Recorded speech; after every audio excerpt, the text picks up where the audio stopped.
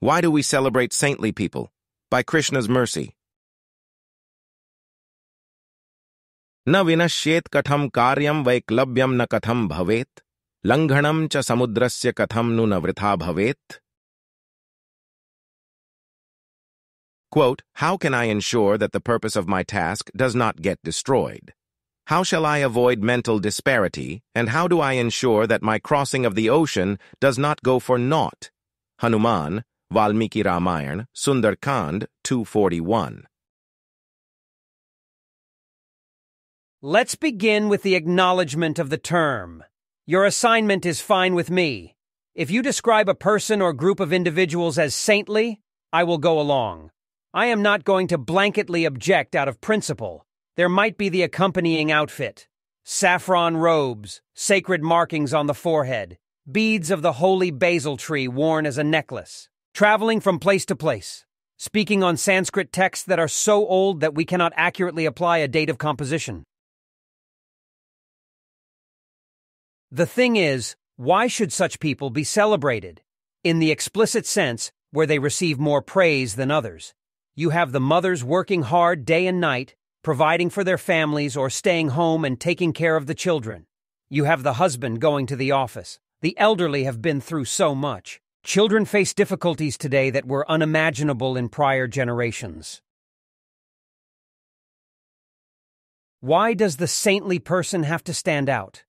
They are as much a human being as you and me. Why are they so special? Why should they receive different treatment? Are we not all headed for the same destination? From birth, there is death.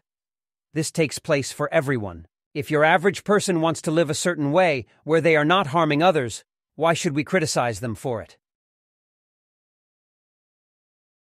We can think of saintly people as a symbol of sacrifice. We already honor those who voluntarily renounce personal comforts for the benefit of others.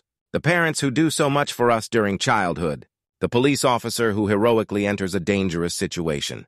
The firefighter who tries to rescue potential victims in a burning building. The citizen-turned-politician who is fearless in the den of liars and thieves. These sacrifices are limited to the specific circumstances and the time. Someone is helping to teach me how to read and write, but that ability has limited applicability. Eventually, my education will vanish. I will carry forward the conceptions from this life to the next. Shariram yad avapnoti, yach chapya utkramati shvara, grihitvaitani sanyati, vayur gandhan ivashayat.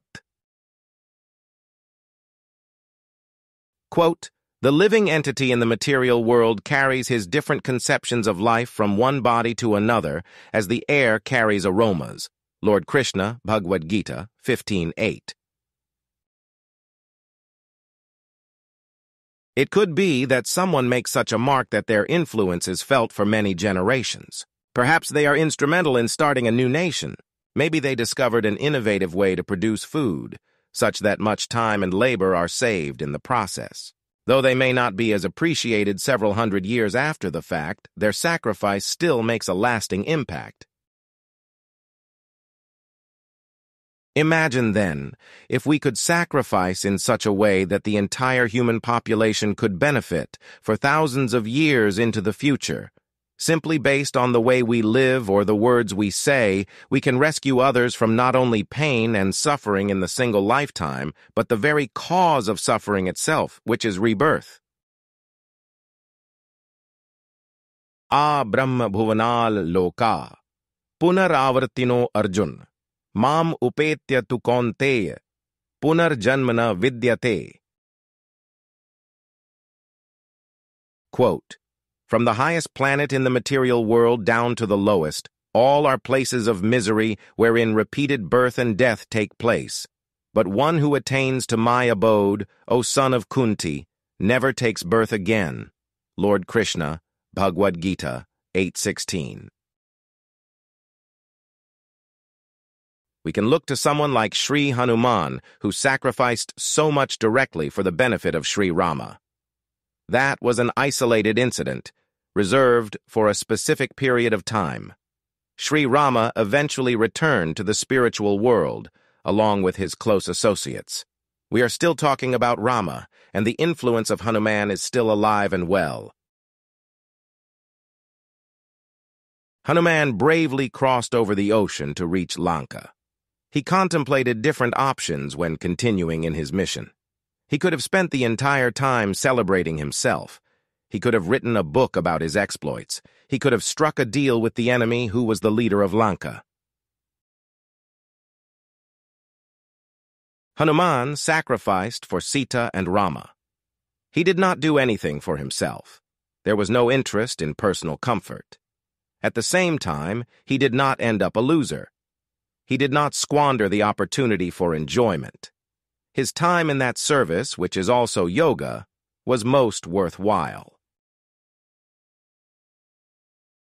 Hanuman is saintly in nature, and we celebrate him the most because he sacrifices to the extent of volunteering to remain in this dreaded world of tumult, chaos, ignorance, despair, sadness, and madness.